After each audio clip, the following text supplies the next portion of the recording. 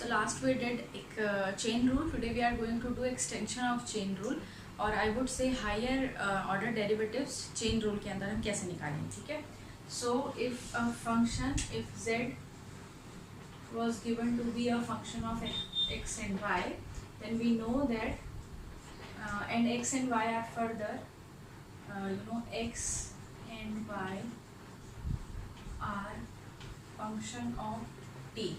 Then del z by del t will be del z by del x into dx by dt plus del z by del y into dy by dt. ठीक है. This is chain rule. I think you already knew it. अगर last video में भी नहीं था तो already पता है. If x and y are functions of t and z is function of x and y, then z का derivative with respect to t will be this, right? अब मुझे क्या करना है, इसका हायर डेरिवेटिव निकालना है, इसका नेक्स्ट डेरिवेटिव निकालना है. That is I need to find out del 2z by dt square, right? इसके लिए मुझे क्या करना पड़ेगा, ये और ये क्वांटिटी मैं अलग अलग तरीके से ट्रीट करूंगी. I have to find the derivative of this quantity with respect to T and then with of this quantity with respect to T. ये मल्टीप्लाइड हैं, दो अलग अलग चीज़ें जो मल्टीप्लिकेशन में लिखी हैं, तो मुझे वो वाला रूल होता है ना, rule of differentiation in multiplication, वो वाला भी यूज़ करना है. और ये भी ध्यान रखना है that z is a function of x and y where x and y are functions of t, right? So देखो स्टार्ट करते हैं. सबसे पहले मुझे इसको t के रिस्पेक्ट में डिफरेंशिएट करना है, तो मैं मल्टीप्लिकेशन वाला रूल अप्लाई करूंगी. अगर मैं इसको एज इट इज छोड़ दूं तो ये इसको एक बार और इस t के रिस्पेक्ट में डिराइव करूंगी तो ये इसका डबल डेरिवेटिव आ जाएगा, राइट? तो ये तो हो गया एक पार्ट. प्लस अब मुझे क्या करना है, इसको डिराइव करना है, इसको फिक्स रखना है, तो ये dx by dt as it is होगा और इसको मैं डिराइव करूंगी विद रिस्पेक्ट टू t. तो सबसे पहले del z by del x को अगर मैं del z by del x को डिराइव करूंगी विद रिस्पेक्ट टू t जैसे यहाँ कर रही थी, तो सबसे पहले तो एक पोर्शन आएगा del z by del x, यानी ये इसका डबल डेरिवेटिव हो जाएगा. और फिर दूसरा आएगा मेरे पास dx by dt.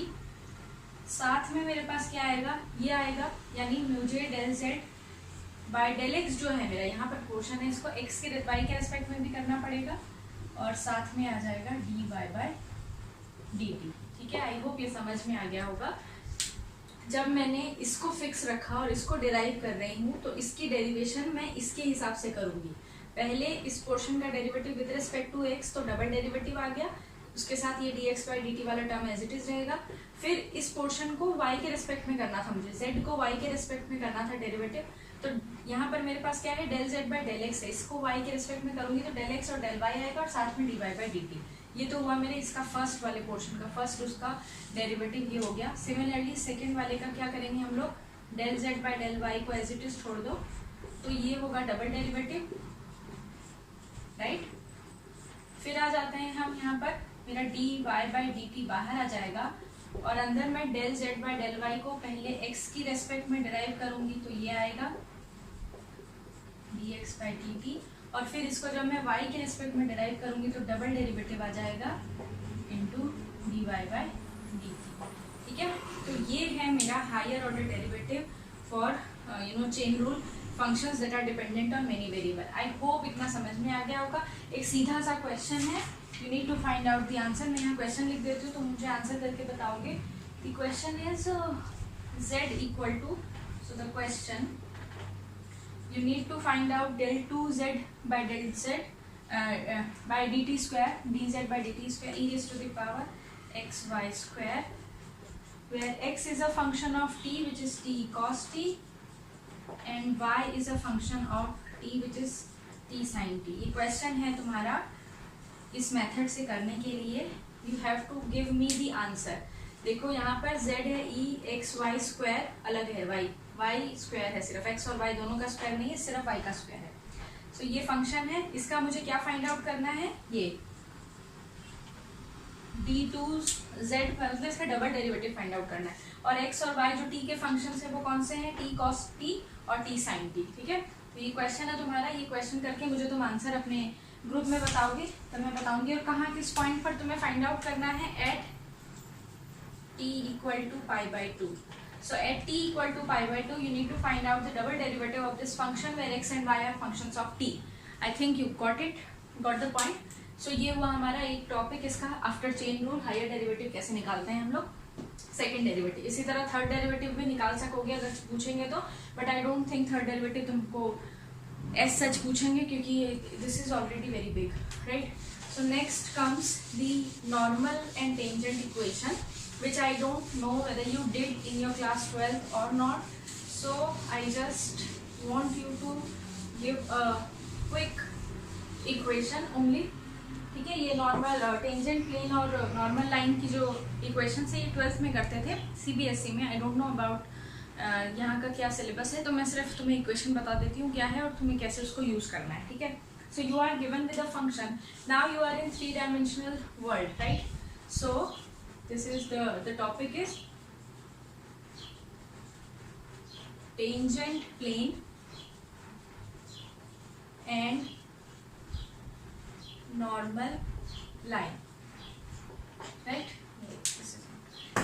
So tangent plane and normal line, consider let you are given with the function z equal to f of x y. So you are in 3-dimensional space x, y, z, where z is a dependent variable and x and y are independent variable, right? Call this z equal to this function and S B the surface defined by z equal to fx1. Let there is a point P, x naught, y naught, z naught on S, then the tangent, I would say the tangent equation of tangent plane, I would say, then the equation of tangent plane is given by z minus z naught equal to partial derivative of f with respect to x and plus partial derivative of f with respect to y into y minus y naught. Now these are fx is partial derivative of f with respect to x and y respectively at the point x naught comma y naught. ये जो दोनों है these are the partial derivative. So you will be given with a function z equal to fxy. सीधे सीधे question में पता कर लेते हैं कैसे करना है, ठीक है। So you will be given with a function z equal to fxy and you will be given a point x naught, y naught, z naught, ये given होगा तुम्हें, and they will ask you write the equation of tangent plane defined by this particular function. तो तुम ये equation लिखोगे which is z minus z naught equal to fx x minus x naught plus fy y minus y naught. Now fx and fy, as you already know that these are the partial derivative of the function f with respect to x and y किस point पर at x naught y naught, ठीक है। वो मैंने यहाँ लिखा नहीं है, स्पेसिफाई नहीं किया ब्रैकेट में क्योंकि मेरे पास जगह कम है। याद रखोगे fx और fy निकाल लोगे, किस पॉइंट पर निकालोगे, at x naught y naught, ठीक है। तो ये जो इक्वेशन हमारे पास बन के आएगी this is the equation of tangent plane, right. Similarly we can say, similarly ये तो हो गया तुम्हारा first part, the equation of tangent plane and the equation of normal line.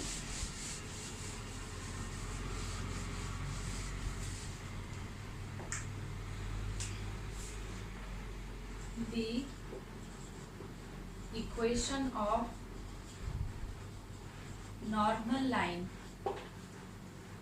at the point P, is given by x minus x naught by fx, y minus y naught by fy equal to z minus z naught by fz, where you have to put fx y z equal to 0, ठीक है।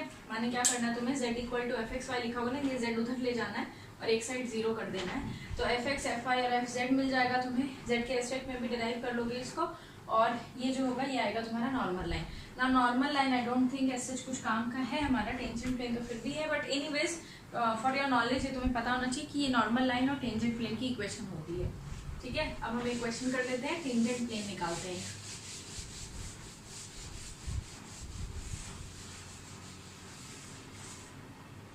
Question है हमारा, question एक शायद इधर है, I will say yes. So the question is fxy is given by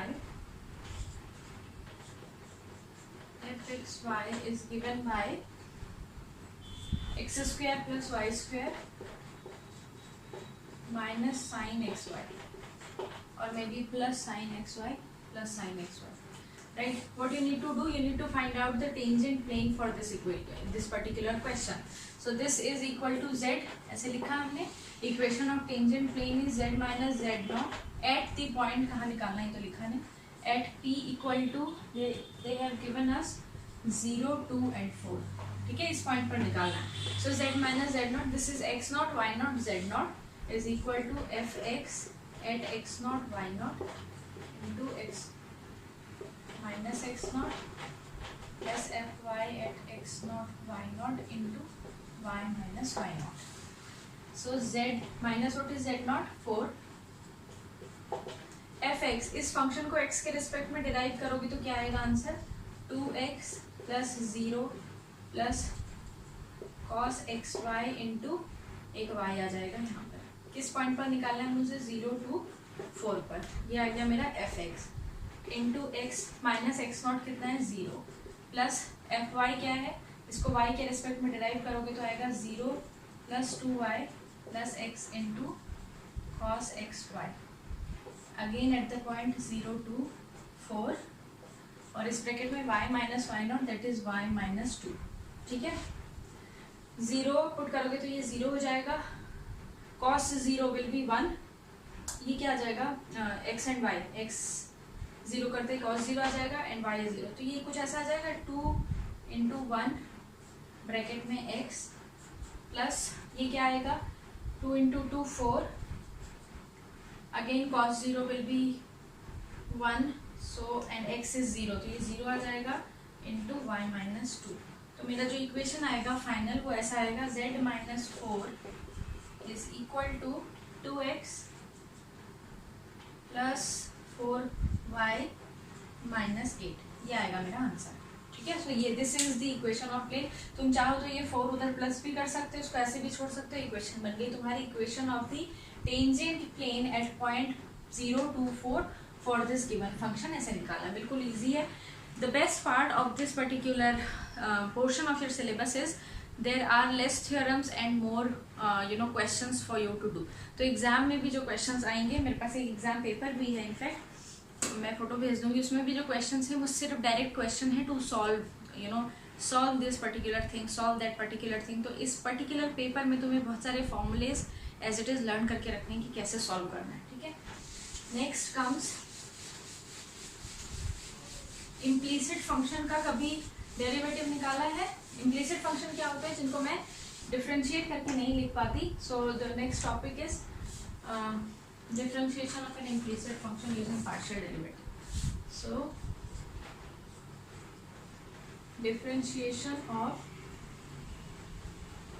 implicit function. Implicit function कैसे होते हैं, वो functions होते हैं जो अलग से मैं लिख नहीं पाती उनको, मतलब ऐसे नहीं लिख सकूंगी z equal to some some function of x and y, या ऐसे नहीं लिख पाऊंगी that x equal to some function of y and z, मतलब उसके सब टर्म्स में तीनों के तीनों जो वेरिएबल्स हैं वो हमारे पास एज इट इज आ रहे हैं, ठीक है। सो इसको मैं प्रॉपरली लिख देती हूँ डायरेक्ट। देखो let y be a differentiable function of x,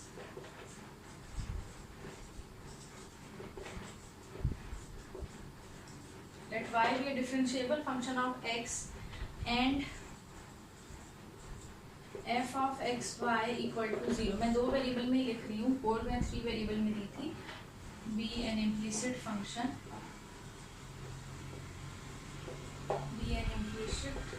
function, then if you need to find out dy by dx, क्योंकि y एक डिफरेंशिएबल फंक्शन है, तो this will be equal to minus of this capital f(x) partial derivative divided by fy। ठीक है, तो अगर कोई function ऐसा है जिसमें y is a dependent variable of x, ठीक है, y is a differentiable function और डिपेंडेंट है x पर, और एक इम्प्लिसिट फंक्शन दिया हुआ है तो मैं y के रिस्पेक्ट में, और तुमसे पूछा है y को डिराइव करके बताओ क्या आएगा आंसर, तो तुम ये डेरिवेशन निकालोगे। एक एग्जांपल लिख देती हूँ मैं।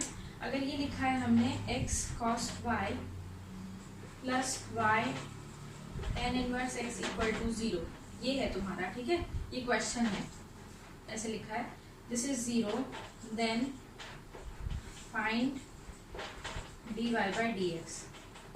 ठीक है, ये क्वेश्चन है। तो इस क्वेश्चन को कैसे सॉल्व करेंगे, हम लिखेंगे ये जो हमें फंक्शन गिवन था ना, ये वाला इक्वेशन जो गिवन है, इसको तो हम नाम दे देंगे कैपिटल f(x). ठीक है, solution will be capital f(x) of y is equal to this function x cos y plus y tan inverse x equal to 0, and in order to find out dy by dx I need to find out the partial derivative f(x) and fy। so what is f(x) partial derivative, इसको x के respect में derive किया, इसको x के respect में derive किया, ठीक है। सिमिलरली व्हाट इज fy, इसको y के रेस्पेक्ट में डिराइव किया,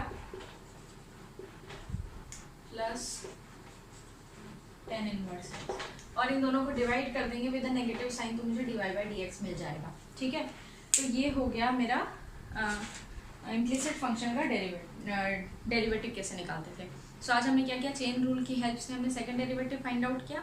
उसके बाद हम लोगों ने टेंजेंट प्लेन और नॉर्मल प्लेन की इक्वेशन देखी, नॉर्मल लाइन और टेंजेंट प्लेन की इक्वेशन, और लास्ट में इम्प्लिसिट फंक्शन के लिए हम लोग डेरिवेटिव कैसे निकालते हैं वो देखा। With this I suppose the first unit is finally finished, क्योंकि जो नई बुक आई है उसमें ये सब चीज़ें थी, एक्स्ट्रा थी मेरे पास, फर्स्ट यूनिट में लिखा था। कल से हम लोग ग्रेडियंट, कल मैंने नेक्स्ट वीडियो से हम लोग ग्रेडियंट वगैरह स्टार्ट करेंगे। सो क्वेश्चंस करो और मुझे बताओ, मैं बुक की फ़ोटोज़ भी डाल दूँगी।